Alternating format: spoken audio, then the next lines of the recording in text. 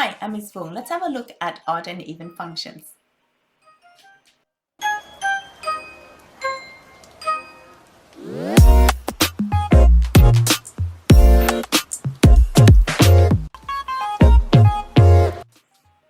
Here we have two graphs. This one's set to be even and this one is set to be odd.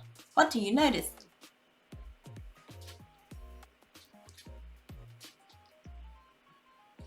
So for an even function, we can see that for f of negative x will give me the same value as f of positive x. So it's a direct mirror image between the y-axis. Whereas for an odd function, we can see that the f of negative x is going to be the negative of the f of x.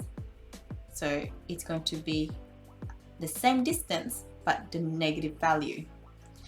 Let's have a look at that a little bit further. Oh, and there's graphs or functions that are not odd or not even. That means that there is no pattern in the sketching. So it's not going to give me the same y value, and it's not going to give me the negative of the same y value. So even functions, we can see they're symmetric about the y-axis, so it's a mirror image. And odd are rotationally symmetric about the origin, same distance from there. So let's do some examples. So if I want to prove that f of x equals x squared plus 5 is even, then I'll have to get to the point where I get the same value if I plug in negative x. So let's do that. So I plug in negative x squared is positive, so we get x squared plus 5. So f of negative x is exactly the same as f of x, so we say that this is even. What about an odd example? X cubed minus x. So if we put negative x, we expect to get negative f of x. Let's have a look. So negative x, I'm going to put it in there and there. Negative x cubed is negative because it's odd. Minus minus is positive. Now if I take a negative out of that, put that in bracket, we can clearly see that negative of that is negative f of x. So f of negative x is equal to the negative of f of x. That's said to be odd. And what's an example where it shows that it's not odd and not even? So let's say x cubed minus x plus 1.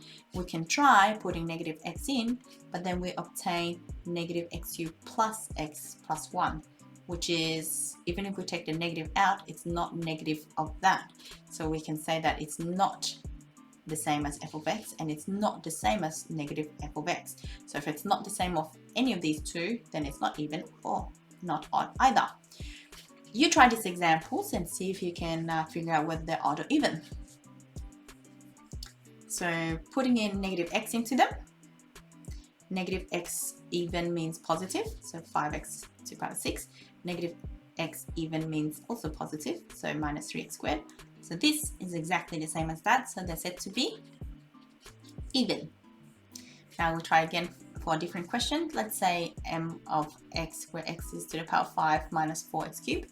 So again, how do you test? You put x negative x.